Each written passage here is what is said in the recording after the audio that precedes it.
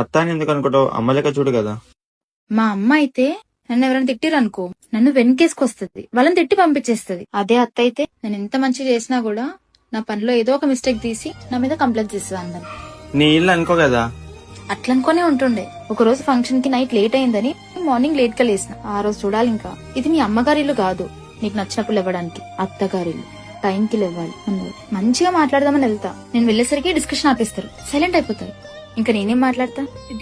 చిన్న చిన్నమే కదా, లైట్ తీసుకో.